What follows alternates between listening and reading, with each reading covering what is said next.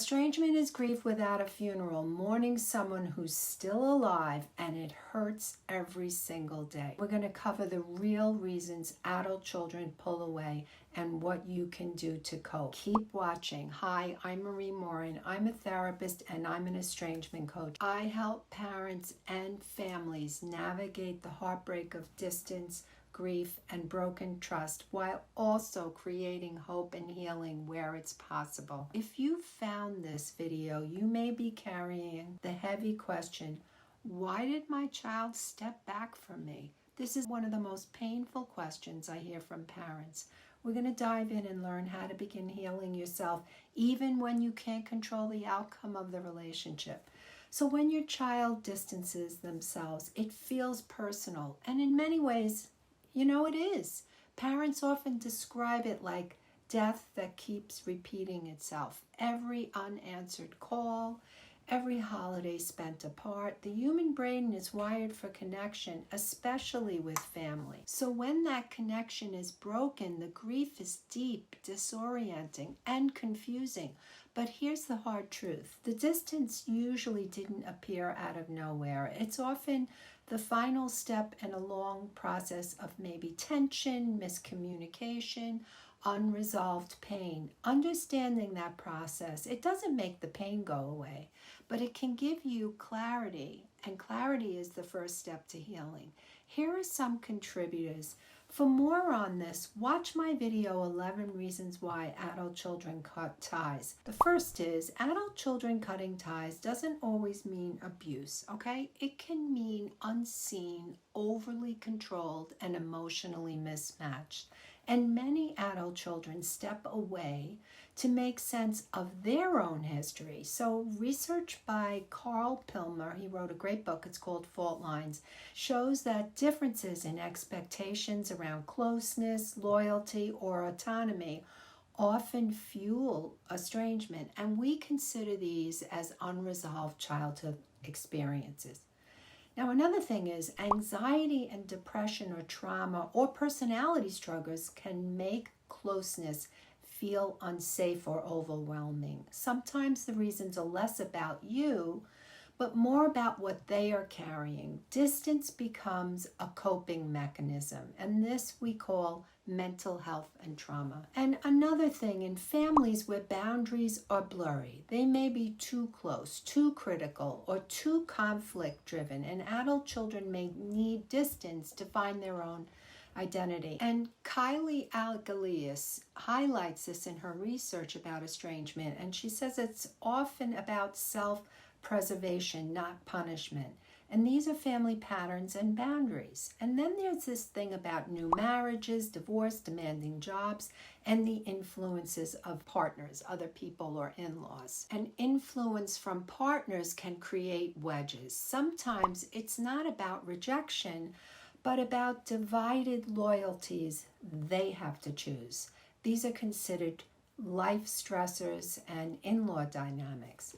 But what I hear from some adult children is that it centers around them feeling unheard. They fear being shamed, or that conversations often escalate. And the heart of almost every estrangement is this, emotional safety. This is what they're saying. And then they may decide the only way for them to feel safe is to step back. And this we call the pursuit of emotional safety.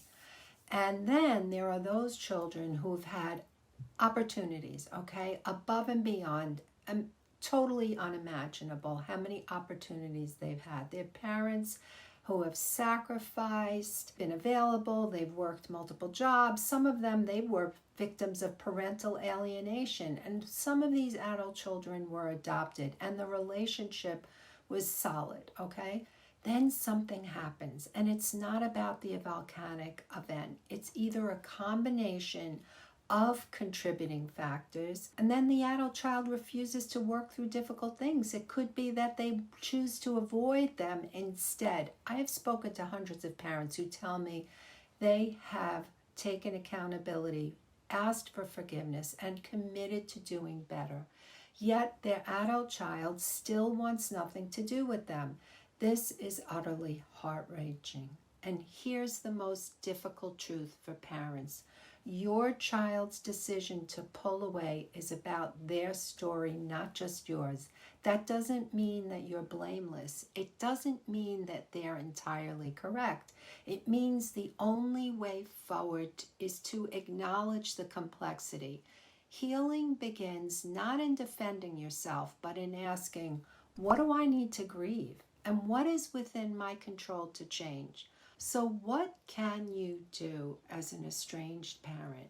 Number one, learn to pause before reacting. A regulated parent, and I know this is hard, creates a safer environment if contact is reopened. The second thing is honest self-reflection is powerful, but shame will paralyze you. So replace "I was a terrible parent" with "these are the places I can grow." And the third thing is get specialized help. And if you're in a support group, make sure that you're not collapsing under the pain of the group. You want to be in a group that isn't bashing adult children, but they're looking to grow. And number 4, distance today doesn't mean forever. Relationships evolve, and repair can be possible with time, humility, and patience. Remember these 4 keys: focusing on emotional regulation, reflecting without self-attack, okay? Finding really professional support, external support, and having hope for possibility. If you're living through the breakup and heartbreak of estrangement, know this: you're not alone and you're not without hope. Understanding the reasons behind distance is the first step, but healing yourself is the step that brings you peace, whether or not reconciliation happens. I have a free resource I really want you to have. It's all about healing. It's in the description box below. It's about finding steady ground. You're going to find tools to help you navigate this cycle of blame or despair. You can download it using the link. And remember, progress is possible even when perfection isn't. We'll see you in the next video.